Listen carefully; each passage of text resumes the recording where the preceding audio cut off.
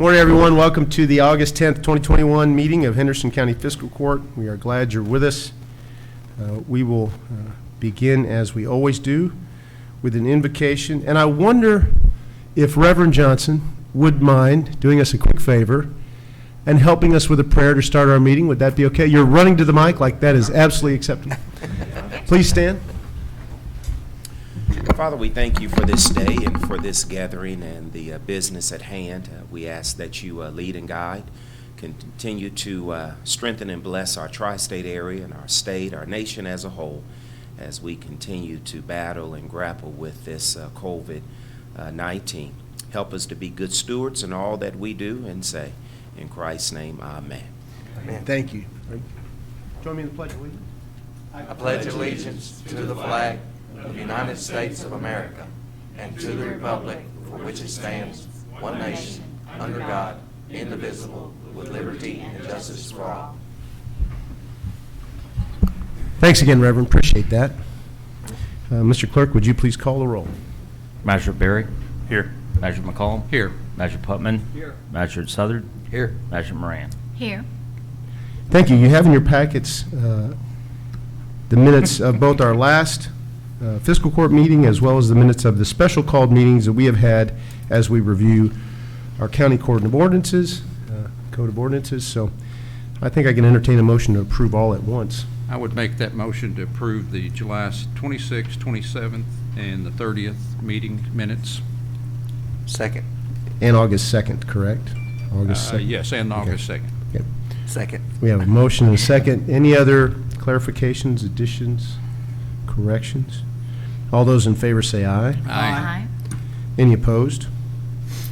That motion carries. We have a busy agenda today, and we're going to start it off with the director of our city-county airport, Alan Bennett, who has some requests for some, hopefully some very beneficial grants that are available to us, match-free. So, Alan, I'll let you brief us on these two grant opportunities. The first $32,000 grant is very similar to the CARES grant in the fact that it's for operational expense.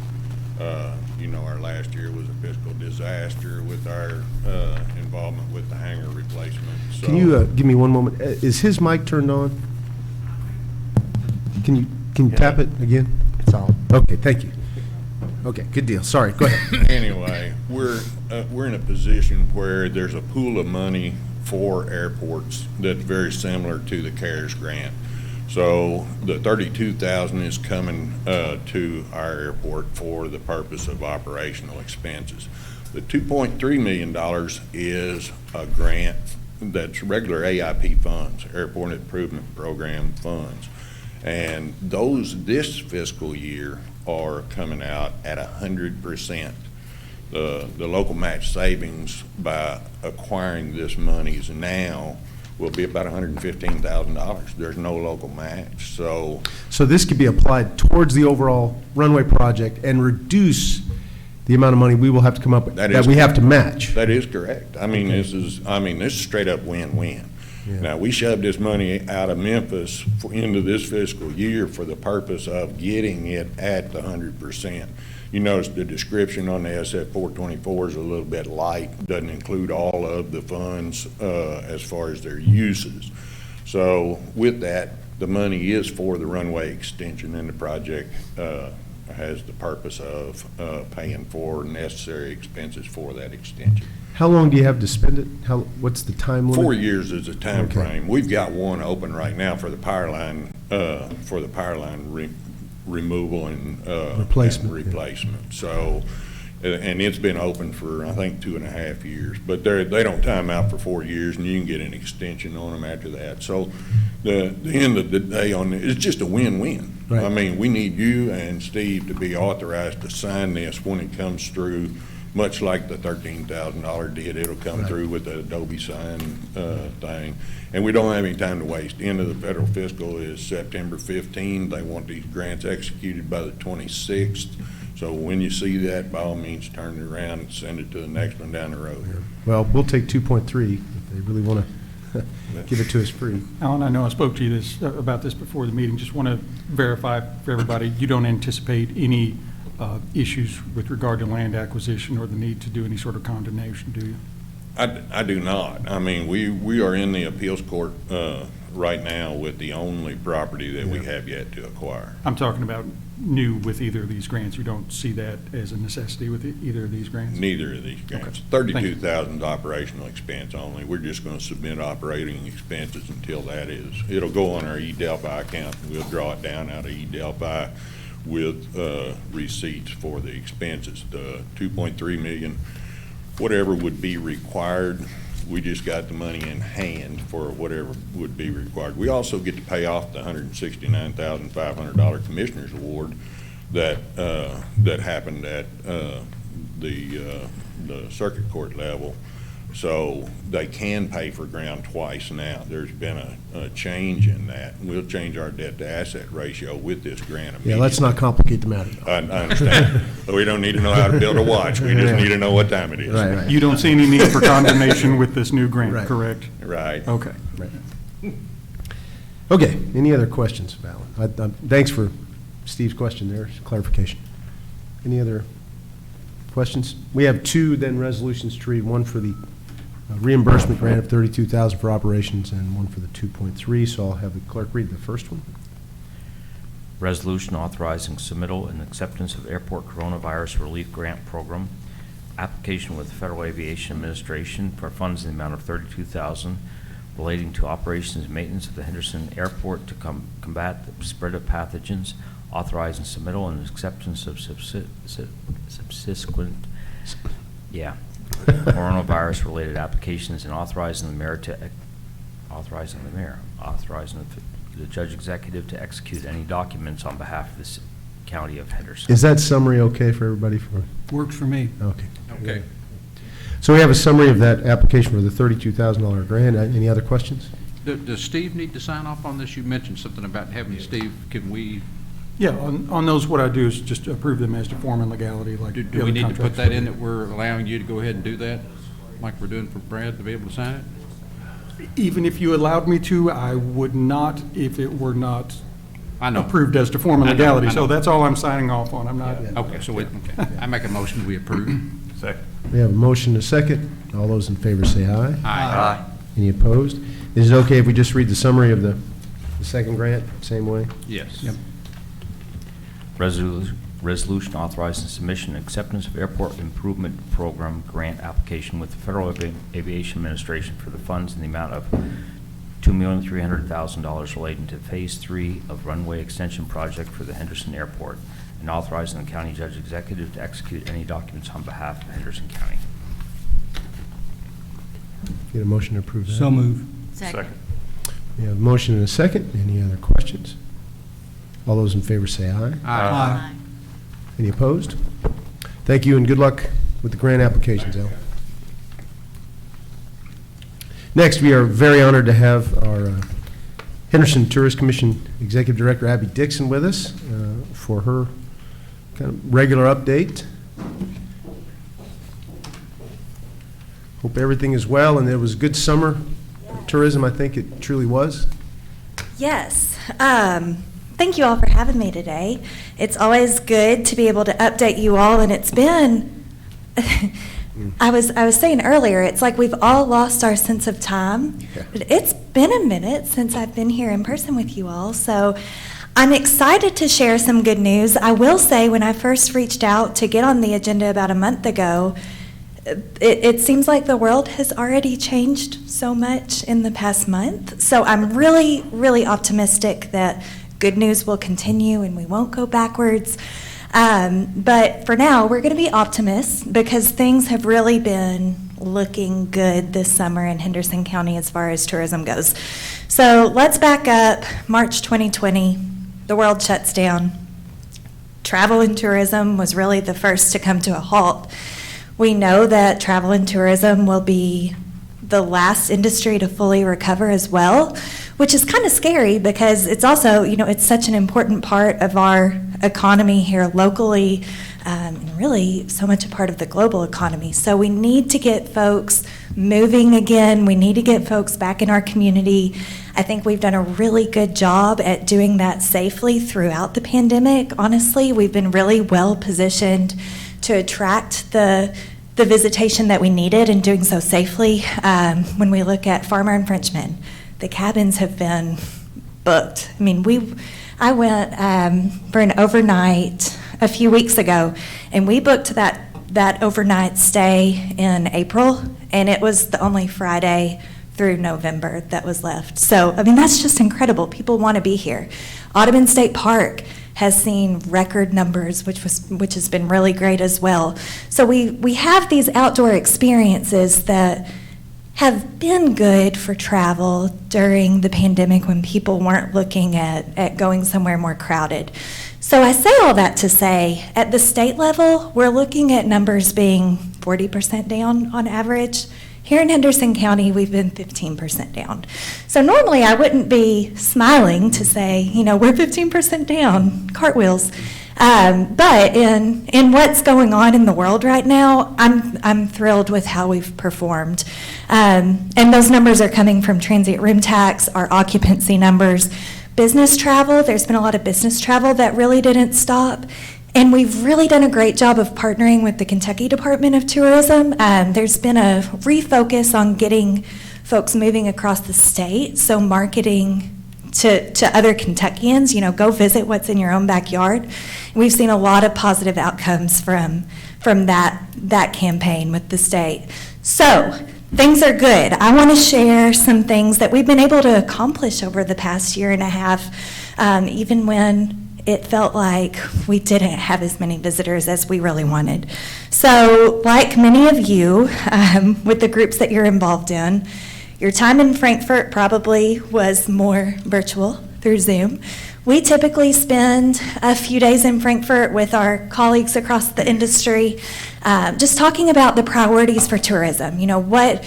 What makes tourism stronger in Henderson? What can you advocate for on behalf of our local tourism economy? So HHR, historical horse racing, you all know that was a priority for the tourism industry and for many other industries across the state. We were still on Zoom with our legislators, letting them know how important Ellis Park is to us, and that was a huge win for the tourism industry over the past year. Judge, I know you were a loud voice for that, very strong voice for that, and we appreciate that. So that was a win, among other wins on our legislative agenda this year.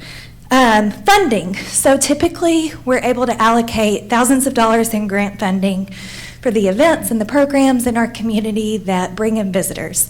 Well, those weren't really happening over the past year. So we looked at what we could do to make sure that our community was strong when tourism returned. So I'm proud to say we were able to allocate $15,000 to Handy Fest, just to help ensure its sustainability for the future. I think it's safe to say this Handy Fest was an insane success. So that was really good to see. $3,000 went to Grace Henderson, a local artist who actually, just right here on Main and Washington, will be dedicating her new mural on Thursday. So something we could do to beautify the community so that we're ready for visitors when they come back. When we had the Mother's Day film come into town, our commission was able to put the production team up in our local hotels, so that was a really positive thing as well. What's exciting moving forward, our budget looked better than what we anticipated, so we're able to allocate almost $24,000 in grant funding to those events that are coming back. So really excited to say that. Bluegrass in the Park is one of those. We were able to give more than what the request was. So I'm sorry, you guys. I'm out of breath. Like, this pregnancy thing does not always go well with me. Like, out of breath right now. I think last time I presented to you all, I was in the same situation, actually. Anyway, so Bluegrass in the Park this weekend. That's one of the events that we were able to give more than what was requested to make sure that event is a success. Those folks have been working really hard. So many of the things we have going on are volunteer driven. So go out and support them on the riverfront Friday and Saturday. I've been chair of our regional tourism group, which is something that we work with the state on. We're launching a $330,000 campaign through a grant with the state later this month, which is really exciting. So getting people into our region from feeder markets around this part of the country. So we're really excited to see how that goes. Lots of planning has gone into that. We've had folks from the state come down for photo shoots, video shoots, and have been really impressed with what they've seen in Henderson County. So that will launch at the end of August, and we're excited to see what comes from that. So one thing that I want to share that we've been able to revamp over the past year, I'm so sorry. I'm like It's all right. Would you like some water? sweating. I'll get you. I'm okay. I'm okay. Thank you. We get about 40 to 60 requests for information every week. So these are visitors that are requesting information about Henderson through the State Department of Tourism, whether it's digital, through the state travel guide, and they're specifically checking Henderson County. So what we used to do, and what's pretty standard in the industry, is we collect that information. When we have enough names for a bulk mailer, we drop them in the mail. So it could be a month or two before you get the information you requested. You guys might have experienced that when you're looking at a destination. We said that's really not good enough, and that's not the hospitality that we want to share with the world. So we are reaching out to these people individually, emailing them saying, you want to come to Henderson? What interests you about the area? What can we help you with? How can we help you plan your trip? So that's been amazing because we learn more about these visitors. They learn exactly the information that they need from us. And it's just been a really positive thing. If we know who our visitors are, we can go find more of them. So I would say we are doing this better than anyone else in the state. And I'm really proud of what we're able to accomplish there. So looking forward, of course, handing out grant money is always fun. We're launching a new website, so it's easier to learn the information you're looking for about Henderson. Thank you, sir. And we are currently renovating our Welcome Center. So we'll have a really nice state-of-the-art art gallery opening at the end of October. We're working with Oval on this, so we're partnering with the local nonprofit, and it's going to be a really special place, not just for our visitors, but for our entire community, something that I can see building our local arts community. Take your time. This is all great news. Yeah, this is. Yeah. It is. It's Draw all. it out. That's the good thing about Draw it tourism. out, It's yeah. all so positive. Yeah. So hopefully we can set the meeting off with a positive tone. So it'll be good for our kids. We'll be able to host field trips, train local artists of all ages, and bring in artists from afar to stay here for some of these world-class workshops that we'll be able to put on. Before, we house the Historical Society's artifacts. They've moved over to the library, which is a perfect fit for them. And this, with an art gallery, we're able to maintain the original intent of the building, so being able to showcase local culture, just instead of historical artifacts, now it's with local art with rotating exhibitions. So I hope that y'all will join me on November 5th, maybe, if I'm still around November 5th, for a grand opening at our new art gallery, so Gallery 101 on the riverfront. So we have lots of good things going on. I'm excited for what's ahead. I think the way that travel habits have changed, like I said, we're really well positioned to be able to meet those needs of tomorrow's traveler. And I think our office does a fantastic job with very limited resources in bringing these visitors to Henderson and showing them a really great time, whether it's riverboat people on an organized tour or folks that maybe have been rerouted off an interstate somewhere and just came across us by chance. So really proud of what we do and really thankful that, that we have your all support. And with that, if there are any questions, I'd be happy to answer them. Well, first, I want to express our gratitude for everything you do. I really am impressed with the way you organize volunteers to greet the people who come here on the river boats. Many folks have no idea how many of those boats visit us. Each summer, 20-something. And Record year this year. And there are like 300-plus people per boat, and they're from all over the world. And I don't know if you know that Abby and her board help organize volunteers to show them around, kind of tour guides, and I think that's fantastic. And I hear that regularly they rate Henderson as one of their most fun ports of call. Is that right? It is, and I'm glad you mentioned that. It's been a weird, on so many levels, it's been such a weird year for the river cruises.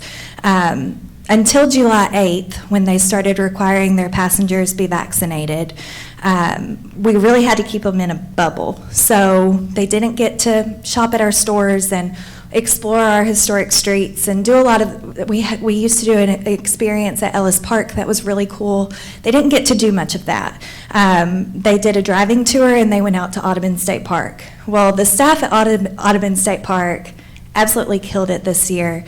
We asked and they rose to the occasion. So what we heard from headquarters from American Queen Steamboat Company was, this is the gem on this cruise. So Henderson is where people look forward to. It's the place where when they're finished with the cruise, they say Henderson was the best stop. And it's because of the folks out at Audubon State Park for making it such a special experience. And something that's so funny, and I promise you this is the truth, someone on one of the river cruises this summer got off in Henderson, walked around, and said, "This is home." She bought a house in Henderson. I think her plan is she's looking for another house, and she'll rent the house that she bought. She'll rent it out. But she was living in Florida, and cost of living was high, and she was just kind of over it there, and made Henderson her home. So, I mean, that's really, when we can convert visitors to residents, that's pretty cool. But yes, the riverboat season has been great, even amid really complicated circumstances. And our tour guides are world class. That's awesome. And, you know, I'm sure you all read the news lately about the effort of people to find different living situations now that they can work remotely. They don't have to live in big cities. They're actually searching out, especially in the South, smaller towns with more reasonable cost of living and less crime. And I'm sure if they got a chance to see Henderson, we'd be high on their list. So tourism, I think, plays kind of a leading role in helping sell our community, not just for tourists, but for future residents. And I completely trust that our Tourist Commission would knock it out of the park for everybody that might be in a mood to move. That's right.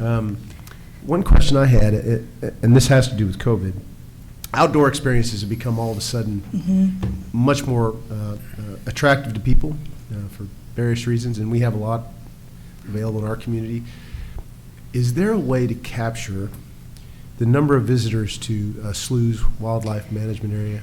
I'm so glad you brought up the sloughs, because whenever the folks from the state come down, this is their favorite place to be, the sloughs. I mean, it looks like something out of a fairy tale. And the challenge that we have is what we can share as far as really great images and how we promote that area. You can't really experience that unless you have your own gear and you're comfortable just kind of getting after it on your own, which I don't know that I would be necessarily. So it's a goal of mine to work towards having something a little more structured, a structured experience where even a newbie outdoorsman could experience that. Then it would be a lot easier to capture that data. With a guide, for example. With a guide, yes. Right. And that can be really easy. You know, we've seen the Airbnb experiences pop up. So Airbnb has kind of expanded from just booking a place to stay, and now you can book a chef to come cook dinner for you at your place, or someone to guide you on a hike. So if we could get someone local to facilitate that, and I'm totally open to suggestions if you all know of anyone that we could have a conversation with there, that would really help in tracking those numbers. Mark Heron? And he has the personality too. It could really make that a cool There's not an inch of experience. this county Mark Heron hadn't crawled over or boated over. He's fearless. And if it's a paying gig, he might be very Yeah. interested. Anyway, Something to think about. Reuben Boswell used to do that. Okay. He lived down on the river and had several canoes, and he would take people to the Is that right? swims. I don't know that man. He used to be the head of the housing authority. For and- years, yeah. Yeah. Huh. And then Is he still with us? No. he's Okay. not. He passed away. You're But I- teasing I me. guess that would No, no, be- no. Teasing you. But we used to have somebody that would take people. Yeah. And Well- it is a gorgeous place. And now it's so much easier. I mean, you post a picture on Instagram of that place and people are curious, where is it? So it's so much easier to promote experiences like that than I think it used to be. But you'll notice in the state's travel guide that comes out every January, they always highlight the sloughs. I mean, the state really Looks loves amazing. the yeah. sloughs. Doesn't look like it's something that you'd find in Kentucky. Right. And, It's like a fairy tale. So. Actually, you could reach out to, Thomas Young is the manager of the sloughs. And I just talked to him last week, and he's trying to get more. So if you talk with them, I think they'll put the guides together for you. Okay, May bring some money to the table, too. Yeah, that would be great. I have his contact information. That would be great. That would be really good. I'll get with you on that. Okay. Abby, on a different note, I'd like to give you kudos on the little boutique you've created at your office. I think it's one of the neatest stores in town. Oh, good. And what I think's great about it is it's Henderson-centric and Kentucky-centric, and so people can go in there and get Henderson gear and have some community pride. So when we do have people come in, I'm seeing more people wearing Henderson Right. shirts Yep. right now. Right. And so people see that sort of pride that we have in the community. And I know you sell items from other local shops in there, so it's an everybody wins situation. You're not really in competition with any of them. So I think that's fantastic. Well, thank you for saying that. The really cool thing about our gift shop is those dollars that we raise through sales go directly back into our grant fund. So it all goes back to the community, which is pretty great. And we Story have some about great that. stuff. Story about that, we had visitors, friends of ours from Lexington, who were able to book a room at Farmer and Frenchman, book a cabin, middle of the week.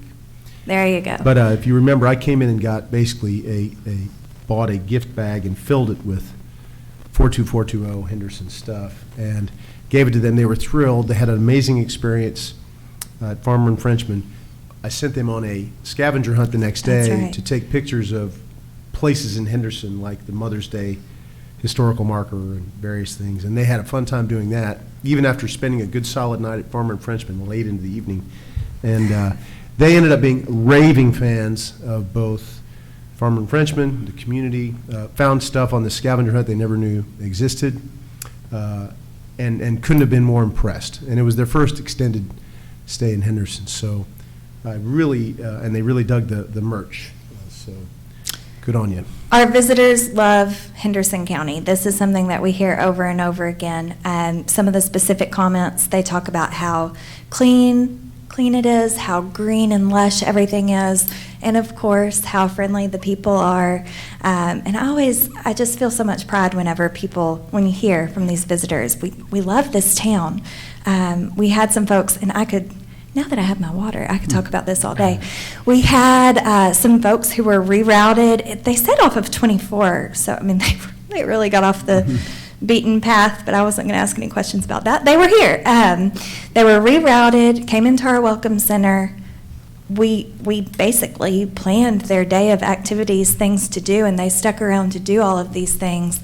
And they talked about how our town is just such a gem. They drove back roads. The barn quilt trail that we have takes you on some really beautiful back roads that they're just not used to that where they live. So I always wish, especially with the kids, I wish we could get some visitors to go into the schools and Yeah. so that the kids could see what our visitors see, because we really do have a gem of a home here. Yep. And it's fun to get to showcase that every day, and it's an important revenue driver for our local economy too. So Yes, ma'am. all good stuff. All good stuff. All right. Any other questions of Abby? I've got, I'm sorry. Go ahead. That's all right, just a little quick thing for Abby.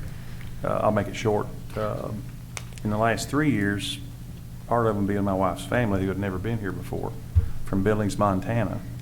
The second cousin and his family of 5 moved here. They came to visit and they liked it, they moved. There you go. His parents came to visit them. We showed them around, they liked it, they moved. Their friends, his longtime friend from high school back in Billings, they came to visit him, and now they moved. They've all 3 bought homes here. So it's 9, well, 3 are not taxpayers yet, but 6 of them. And what was the time They love frame there? it. Was that recently? Yeah, just in the last 2.5 years. Wow. Yeah, and they love it. They love it. They'll never go back.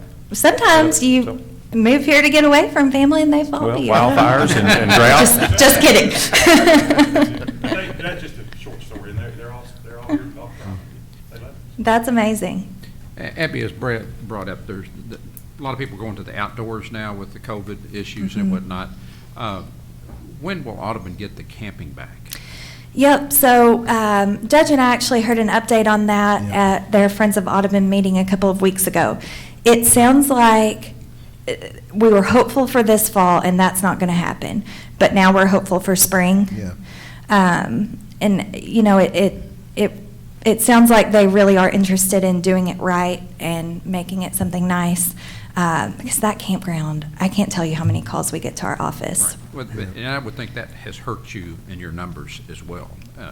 Yeah, so we don't, right now, campgrounds don't pay transient room tax, and they also don't report to, I get a weekly report from Smith Travel Research, which is how we gauge things like occupancy, average daily rate, and really the only hotels in town that report there are Ramada, Sleep Inn, Comfort Inn, and Holiday Inn, which is a really good indication of like actual visitation.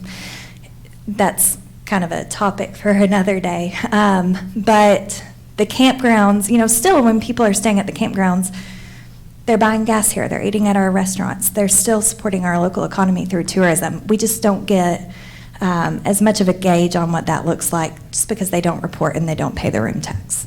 Do we have any printed material for the Sandy Lee Watkins Park to give people or anything? We've included it in our travel guide, both hard copy and digital, but I don't know that we have just like a separate brochure or any I've had several material. people that have gone out there, then they take their grandkids out there. Yeah. It's just sort of growing, and those are local folks that have. Yeah. Right. I think it's growing in popularity among local. It's still a little out of Out of the way. the beaten path for a visitor, but eventually, maybe. If we get the camping out there. That would be wonderful. That would be awesome, yeah. Yeah, it's a very nice park. I think the camping out there would really go over well. Yeah. There's a And- demand. There's a demand. And maybe it could lead to some other thing, like events that could happen out there, because there's so much space. One last question. When you get finished with the renovation, will the restrooms be open down there on the backside of your all's property? So they are open. City Parks actually manages the restrooms back there. They are open during like daylight. It changes in the winter. And then we'll have a public restroom in the art gallery as well, which will actually be really cool. I never would have thought of this on my own, but Jordan Miracle from the Ohio Valley Art League has this vision for the bathroom in itself to feel like you're in a piece of art. So a local artist is going to really do up the bathroom, and it's going to be fancy, tell you what. Well, that back deck could really be gorgeous. Yep, so kind of phase 2 of our project is making sure that we clean things up back there, get it event ready. We would love to purchase our own event tent so that it's ready to go, perfect size for the space. Cafe lights, that's an easy way to make it feel special. The city has talked about helping with keeping things clear there, like as far as just the weeds get overgrown. It's a great view of the riverfront, so we need to capitalize on that, I think. And, you know, if we clean it up, sometimes it gets just a little sketchy back there. But I think there are a few things we could do pretty quickly to make it a place where people want to be. And that's kind of step one in cleaning up whatever might go on back there. Okay. Well, thank you very much. It's a great report. You're always welcome to come Yeah. visit, and if we can help Thank you in any you. way, let us know. I appreciate all of your support. Good things are happening, so let's keep it up. Thank you, Abby. All right, thanks. Thank you. Kind of on a related note, we have Brian Bishop and Jennifer Marks with us today from the Planning Commission to talk about a new effort to figure out how we as a community can help keep the 41 Strip viable as I-69 approaches and will be finished. And there's been concern about how traffic pattern changes could impact the 41 Strip. And I wanted Brian to come today to give you all an update on both that effort and a feasibility study that we're planning that will help us map a path. So with that, I'll turn it over to you, Brian. Thanks, sir. Sorry I will not be nearly as energetic as Abby, and mine's probably not near as much fun. What we're calling the project is the 41 North Revitalization Study. The Planning Commission has been given this task. It was kind of started and originated with the Chamber of Commerce. The area that we commonly call the Strip is the area that we will be looking at. We will work in conjunction with the Chamber, private stakeholders, and other government officials. The committee will be a subcommittee of the Planning Commission, which means it will be appointed by Mr. David Dixon, our chairman. The committee is going to be comprised of 3 Planning Commission members, David Williams, Gray Hodge, and Dickie Johnson. City and county each get appointments. So the city has appointed Mac Neal, Tiffany Hughes, and Brad Staten. The county has appointed Miss Abby Dixon, Jeff Troxel, and Ron Foppel. The mayor and the judge have both made a suggestion that we use the Planning Commission's excess revenue to pay for the study, which we will use to pay for TSW Design Group to act as consultants. You guys may know Amy Williams. She's helped us with numerous projects, the Downtown Master Plan, the Vision Plan. She's very in tune with Henderson, so it's a good place to start. These appointments have been officially made by Mr. Dixon, and we have started to schedule meetings. So with that, I'll do my best to answer any questions that you may have. Well, to flesh this out a bit, the question is, with traffic, some traffic diverted to the new bridge, there is a concern about the nature of the businesses that can remain viable on the 41 Strip, and what we can do as a community to look ahead and see how we can make changes both in zoning, planning, Placemaking. placemaking, grants, to make sure that whatever changes happen, we can sustain the vitality of the 41 Strip and continue to make it a place for people to come. In initial meetings with this group, I don't anticipate a huge fall off in business done on the Strip. There will be a change. There's no doubt there will be a change, because many of the businesses on the Strip that rely on through traffic, people traveling through our community, not necessarily going to stop here for any length of time other than to get gas, food, lodging. That will change, because probably where I-69 exits are at 60 and at Zion Road exit, 425, there will be developments up there for those types of businesses, gas, food, lodging. Those businesses on the 41 Strip will be impacted. There's probably no doubt about that. On the other hand, there are many businesses on the Strip that right now don't depend on through traffic. They are basically local businesses, like the car dealers. They don't get too many people driving from Chicago to Florida to stop and buy a car. They will continue to be destination businesses. But the concern is, how do we take those through traffic businesses, either help them or replace them if they move out to where I-69 is, with other businesses that don't rely on through traffic? And how do we change the nature, perhaps, of the architecture, the infrastructure? Yeah, exactly. I think there's a lot of options on the table. For example, we've discussed making it a local destination, so that way 41 North becomes more of a local street. In my mind, I know this is a far-fetched dream, I would love to see a Bardstown Road type scenario. But that's things to be discussed, and we feel like we have a good committee of stakeholders to help make that argument. A good example of this, and this is just anecdotal, my impression is that many restaurant owners on the Strip are worried about losing business. I understand that. However, I think the flip side of that coin is that right now in our community, there are many people who avoid the Strip at all costs because they're scared of the traffic, they're scared of the trucks. At certain times of the day, you can't turn left without waiting a whole long time or taking your life in your hands to cross over to a restaurant.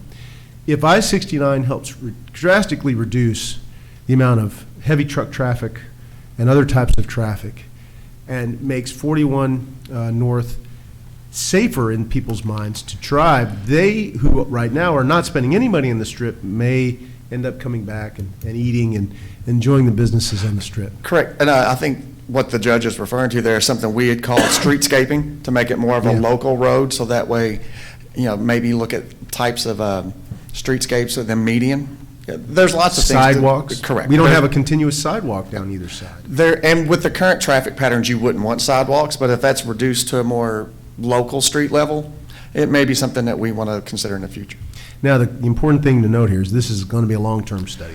We've got 5 or 6 or 7 years to begin to figure this out. And so it's not anything that's going to happen immediately. But we thought we'd let everybody know that this is underway. And if you have an interest in this committee, let Brian know. Absolutely, and I left out a point. The city and county each get 6 appointments each. Each has appointed 3, so there's room for other folks if anybody would like to participate. And again, this is long-term, Mhm. but might as well begin now. And the feasibility study with TSW, I think, will really help kind of guide the thinking. Absolutely. Amy's group is fantastic to deal with, so we will have the first meeting. I want to say we've scheduled September 4th, but let me verify that, and once we know that date exactly, I will let everyone know. And I encourage you to get involved if you really want to. It's going to be very interesting. I think it's very important for the future of our community because right now, the 41 Strip produces millions and millions of dollars in tax revenue, spending, hotel nights. We want to try to keep it that way as much as we can in the future. Even as we see the benefits of I-69, this is a potential negative that I think we can turn into a positive. But I agree with the judge. It's good to get out in front of it, too. Yeah. Yeah. Any other questions, Brian? That was a very succinct presentation. To the point. Thanks, guys. Thank you. Okay, Mr. Hubiak, if you wouldn't mind coming and giving us the good news about some funding for Cooper Bridge.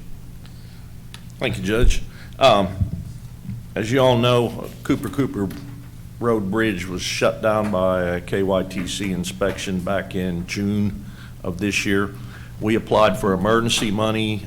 It was one of, I believe, about 6 or 8 that was shut down in western Kentucky all at one time. This was not on the radar. We applied for emergency funding through KYTC and were successful in getting the approval for up to $120,000 for the project. They have sent us $60,000 of it up front, which we received this week. Is that correct, Brenda? Yeah, this week. So I would like to go out for bid, as we always do, for both the structure separately and then the demolition and installation of the bridge. So it's going to be over $30,000, so we need to do it this way according to KRS. So moved, let's get it Second. done. Get it going. We have, Even if it's in Tim's district, we got to do it. we have a motion and a second. Thank you for reaching out to KYTC, and I'm glad they cut us the money. That's great. It's always good to get money out of that emergency fund when we need it, so. What's the, I know you don't know for sure, but about timeline on that? I think, believe we estimated right at 200,000 or a little over on the, Yeah, Timeframe. on timeframe. yeah. How long do you think it'll take? Well, we got to get the bridge built, and, with trucking and the steel, it's going to be a while. The actual, once we get started on it, 6 to 8 weeks is a normal time frame. So we're going to try to work around that. So hopefully by the end of the calendar year? if you can- Oh, yeah, that's what we're really hoping for. Yeah. But Good deal. let's finish this one, and then I got a little more announcement, if you don't mind. Is everything good? Get a motion and a second to go to bid. All those in favor say aye. Aye. Any opposed? Okay. As of this morning, 9 o'clock, we shut down Roberts Road to through traffic. Contractors on site, and we will be demoing that bridge That bridge is already fabricated, and according to scheduling, it'll be delivered on the 24th of this month, as long as everything goes correctly to be put together and installed. And again, the time frame on this is 6 to 8 week closure, depending on weather. Now, hopefully, we can get it done quicker than that, but you know how Mother Nature has a tendency to intervene. We've already notified 911, and we've also notified the school bus garage so that they know that there's no through traffic. Everything's been taken care of. And Kurt was kind enough to put it in the papers last weekend, so. Yeah. Any questions on that? Well, I got you, we're about to start asphalting season. We are still finalizing, changing out cross pipes. We have been notified they will start next week, and I believe they're going to start in our favorite magistrate's district 3. So, sorry, Keith. Good deal. He pays better. One other point of business, I would like to have the court's permission to purchase a new bush hog. Ours has been in the shop now 3 times this year to be rewelded. It is beyond its age. We're purchasing it off of the state contract. We have checked with 3 dealerships, 3 different types, and the cheapest one is $22,000, budgeted item, off of the state contract, and it's for a John Deere, believe it or not. We priced, went and looked at all 3, Bush Hog brand and one down here, that company here in Henderson also. Yeah, I've had more complaints, even though I don't have any roads, from people in the county about the weeds and so Is forth. there any update on the mowers bill since? I know it's under the 30,000, but I still need your permission anyway. What about the mowers bill, real quick? Mowers, we got 2 out of the 3 of the mowers plus the Bush Hog up and running. One's still down. And I am meeting, I have all the contract stuff, information from Davis County on that. So we will pursue that prior to budgeting, so we know what we got compared to upfront.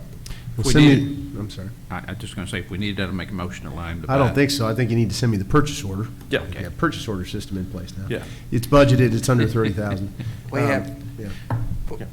even if we went to the contracted mowing, It still We stays. would still use this This bush is, hog. we utilize this for Senator Lee Watkins Park, the Riverport, the Slough's Wildlife, yes. and 4-Star. Yeah. So it makes a total round throughout the county, and it has been helping out this year, where he can, mowing the roadsides. So, I mean, it's not gonna go away, this piece of equipment. We're not buying something that we're just gonna Right. get rid of in a year. Well, I've actually seen this bush hog, and it's time for a new one. I trust your judgment. I mean, and we got some good fabricators at the road department, but You do. it's just, you know, you can't just keep welding them together. Right. So, Okay. good, luck. thank you.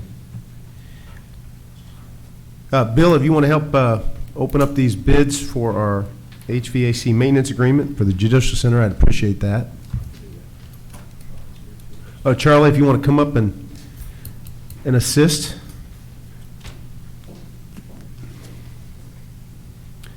Again, this is for the HVAC maintenance agreement for the Judicial Center.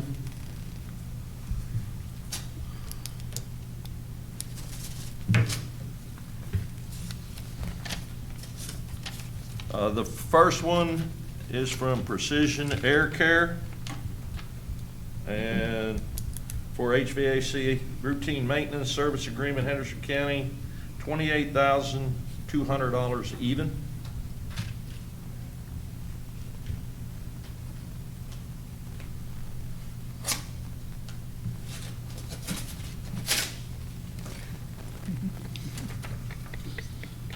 The next one is from Train Technologies.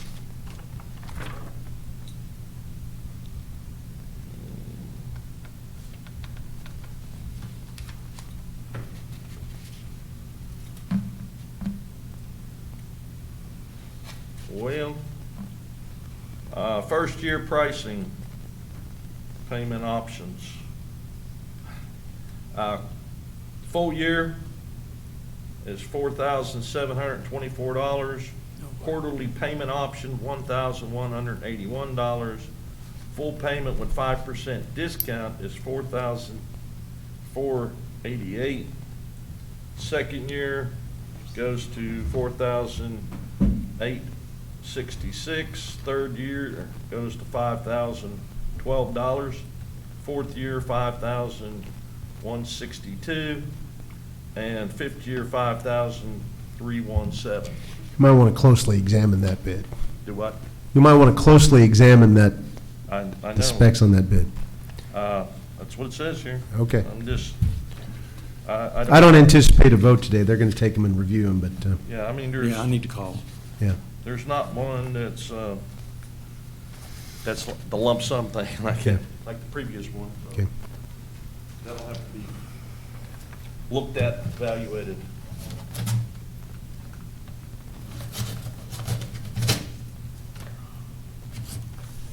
Third one is from J.E. Shekel.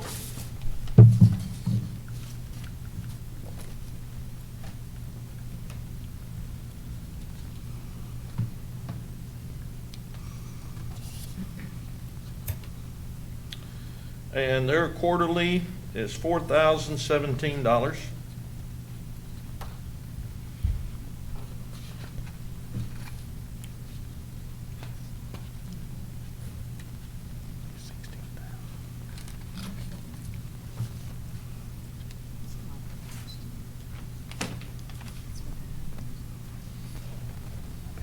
DeBra Kemple.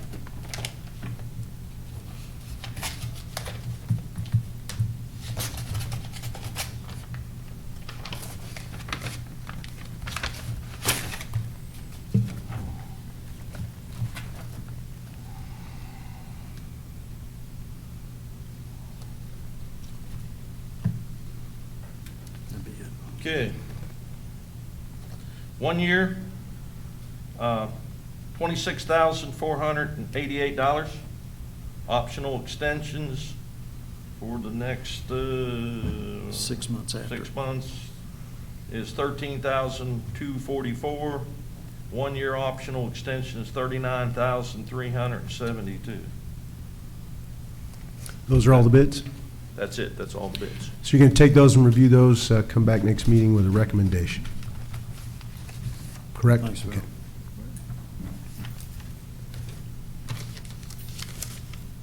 Do you want the ones on the steps? Please, yeah, you can give your recommendation, please. I looked over everything here. Hazex happens to be in at 98,000, and they're doing at least 3 items for us that the other 2 did not, which was MBI at 111,000 and Rivertown 155,000. Concrete's going to be a little bit stronger, and they're going to use a curing seal, and they're going to put a barrier in front of all the doors down there, where the other 2 did not include that. I recommend Hazex, plus they're local, and they've done some work around here that I went and looked at. Rivertown does a good job too, but not $60,000 better. Okay. So we have a recommendation to utilize Hazex to replace and refurbish our front steps, which desperately need it. I'd make a motion to approve Hazex, but I'd also like to ask Bill to make sure he'll put a level on the steps and confirm before we pay everything that it's going to shed water away from the property. We did that. Oh, yeah. Yeah. Yes, sir. So we have a motion. Second. We have a motion and a second. Any other questions? Charlie, if they end up having a contract or something on that, please let me know. I'd like to take a look at that. Okay. Hopefully there is with performance payments and double checks and things like that. Okay. Okay. Thank you, Steve. And if you find anything of note that we need to hear, bring it back to court. Okay, so all those in favor say aye. Aye. Any opposed? Onward and upward. And Charlie, before you take those bids downstairs, could you leave them on my desk so I can get copies of everything first, please? Thank you. Okay, it's a time of year to begin to solidify tax rates for the coming year. Next court meeting, we'll be hearing from the other taxing districts. Ours take 2 readings, so we're going to have the first reading today. And to reiterate, we are not changing our tax rates at all. I think think this is the 6th consecutive budget that we have maintained our exact tax rates, and very proud of that fact. And so you should have in your packet, or should have received, kind of a comparison year over year on showing the similar tax rates, but the anticipated revenue created by those based on property assessment values at our PVA office and you get from other sources. Any questions about those? No, I'd just like to, I guess, thank the PVA, because we're going up $100 million in assets. And I know we went down in 2008, 2009, that the property values went down, but apparently we're doing a good job, so I think that's beneficial. When I hear stories about whole families, generations of families moving here, Yeah, it's a good gives thing. me hope for Yes. the continuing increase of property values. So I move to approve. we have to have a reading? Quick Oh, reading, sorry. yeah. Yeah. Henderson County fiscal tax rates for 2021. The property assessment has now been certified by the Commonwealth of Kentucky Department of Revenue Office of Property Valuation. Permissible ad valorem tax rates and revenue for fiscal year 2021-2022 established for Henderson County in accordance with KRS 68.245 through 68.249. Be it ordered by the Fiscal Court of Henderson County, Commonwealth of Kentucky, that the following tax rates for 2021-2022 are hereby set. The rate per $100 for real property, 12.8. Expected revenue, $3,129,176. Personal property, 18.4. Revenue, $576,923. Motor vehicle tax, 8.5. Revenue, $293,600. Public service companies real estate, 11.8. Revenue, $44,684. Public service companies personal tax, 17.5. Revenue, $378,171. And watercraft tax, 8.5. Revenue, $12,385. Further be it ordered that a 3 cents per tax be levied on all privately owned timberland in Henderson County, which is required to be listed for taxation and credited to the Forest Fire Protection Account. Now can I get a motion to approve? So moved. Second. We have a motion and a second. Any other questions?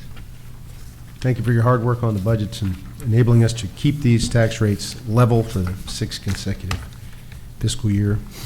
All those in favor say aye. Aye. Any opposed? Thank you very much. Mr. Gold, your report. Judge, I've got several checks today. First, being a state reimbursement for our child support grant, $4,812.50, and dental and life insurance in the amount of $12.60. A flow-through from the city, $916.66. Interest in the amount of $3.74, $11.22. And we also have a check for representing the amount that was our in our check collection account at the end of the June 2021 fiscal year, which was $3,181.63. And I had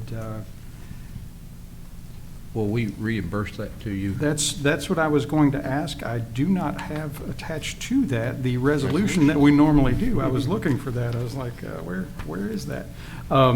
But that brings today's total to $8,938.35. And at the next fiscal court meeting, I'll be presenting to you a resolution asking for that money to be directed back to our operational funds. Make a motion to accept. We have a motion and a second. All those in favor say aye. Aye. Aye. Any opposed? We eagerly look forward to the resolution. Next, I'll call up Brenda Ryder, Treasurer Ryder, for her reports and some additional information. Earlier, you received the annual settlement, annual year-end statement for fiscal year ending June 30th, 2021. This statement details by fund, statement of revenues, statements of appropriations, statement of assets, and statement of receipts, as well as statement of claims for the prior fiscal year. This presentation is to meet the requirement of formally presenting that statement to the court. And if you have questions or comments, please contact me or ask me. Yeah. You all should have received that, and it's just basically our closeout that we send out to DLG for the I year. did, and I appreciate it. Thank you. Okay, next with transfers, I have one transfer which you should have received this morning, which is a cash transfer to correct a deposit error that was made in July, transferring from the HRA fund to the payroll fund. Make a motion to approve the transfer. Second. We have a motion and a second. Any questions about that? All those in favor say aye. Aye. Any opposed? Okay. I have some claims from the general fund to Brent Jacobs in the amount of $2,919.83.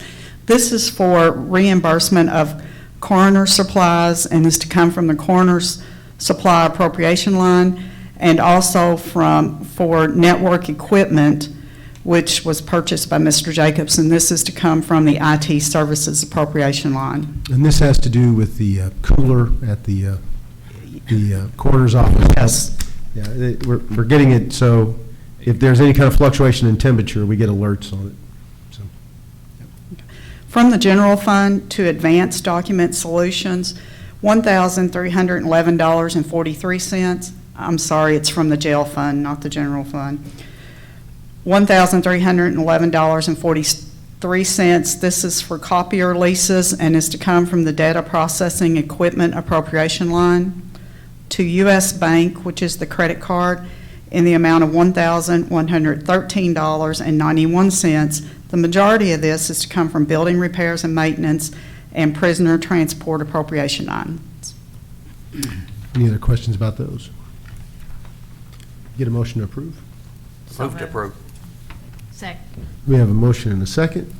All those in favor say aye. Aye. Any opposed? Thank you. Thank you. That it? Okay. I didn't have any old business. Anybody else have any old business? I know that Master McCollum and I are continuing discussions about the database plan with old county easements and whatnot. We continue to develop a strategy around that, and we'll be reporting back. Judge, just, Sir. I'm sorry, go ahead. No, you got it. We haven't really talked to this point, but just with school starting and the COVID still kind of active, just a question is what we do with our judge's scholar this upcoming year. It's a great question.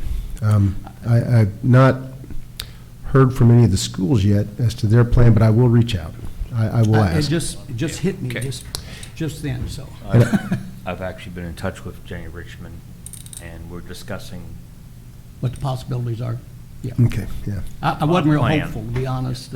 I hate to see us not do it, but I agree. we understand what the push is here. It's getting complicated COVID, again. Yeah, all of a sudden. absolutely. I agree. Thanks for asking. I was thinking about that the other day. Thanks for Yeah, asking. it just popped up. Yeah, sure enough. We have Kenny Garrett. Any updates from EMA? No, sir. Mr. Farmer, any updates? No, sir. Okay.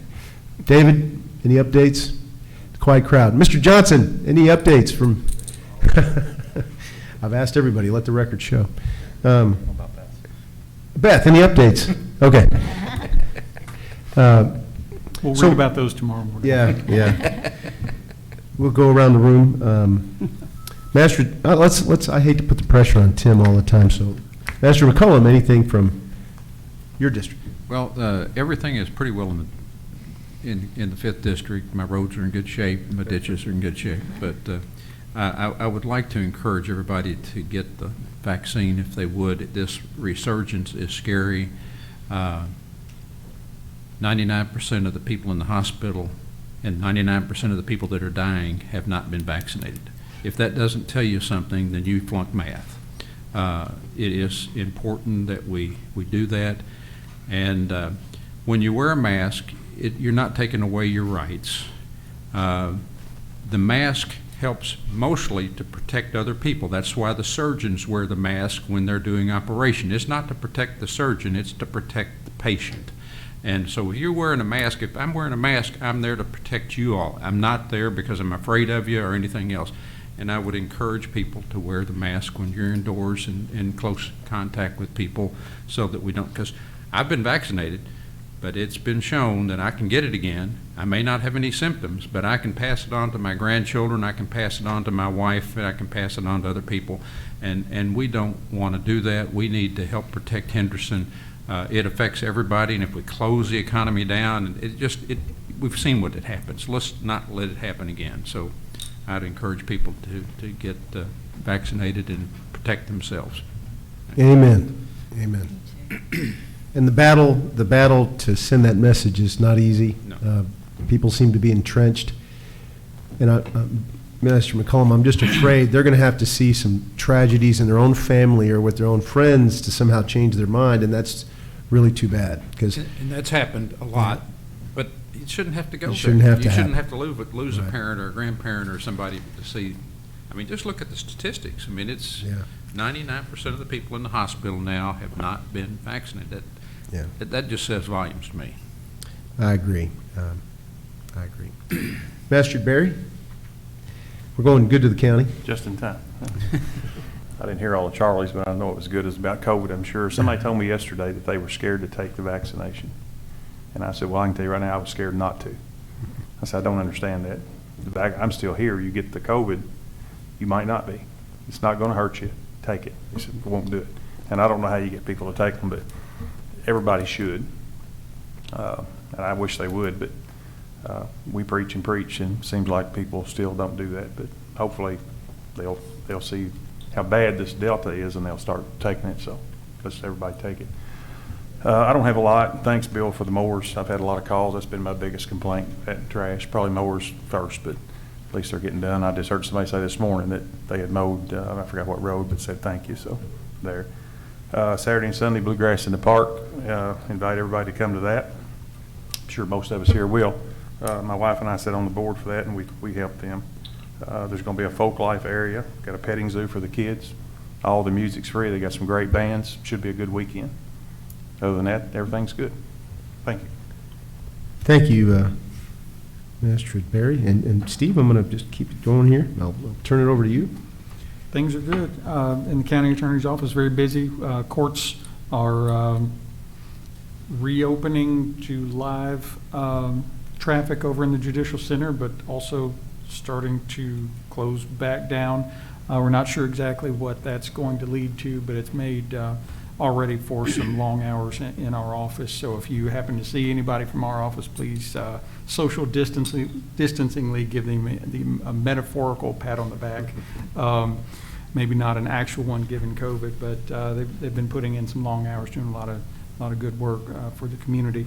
To Magistrate McCollum's point, my wife's family's recently seen a tragedy like that. Perfectly healthy 42-year-old cousin of hers, unvaccinated, did pass recently, and that's one of those things that it hits home, and I think that's something that, unfortunately, it's things like that, seeing that in a family, really gets it brings it home a little bit more. But I think everything Magistrate McCollum says is absolutely right. For your family, for everybody's family, please consider getting vaccinated. And even though some CDC restrictions are relaxed a little bit, that doesn't mean to be cavalier about germs. Even without COVID, it's there are always plenty of germs floating around. So,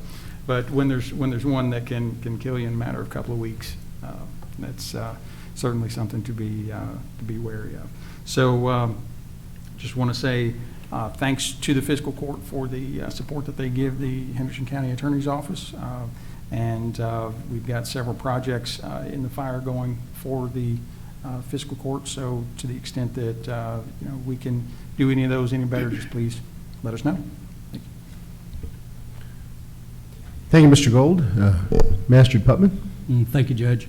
I just agree with everything what Magistrate McCullum, Magistrate Berry, and Mr. Gold has spoken to about the COVID. And I know you, Judge, are out front on that too about trying to promote the vaccine and get a shot. Other than that, all's good in the fourth. Master Moran? I agree, you know I do, about all this. Public teacher, I can't, I want to protect those children, so it's very important to wear our masks when we can and get the vaccine. I'd also like to thank Bill for the mowing. That was, again, another thing we get many calls about, and it's been great. And we're getting a new bridge, too, not just him. District 2. That's right. So, Share one of those, Tim. thank you, Dad. And thanks, Steve, for all the extra work he's had to do with the ordinances and all that. That's been a lot, so I know. So, but thank you for that. So, all's good in District 2. Master Southern, the caboose for a change. You get to hear what everybody else says, and yeah. Well, I agree. I think that people should get the vaccination. It's may not be a good example, but I got it, and look. Still here. And I know you had to think twice, right? I mean, it was not an automatic layup for you. Right. It wasn't something I took lightly.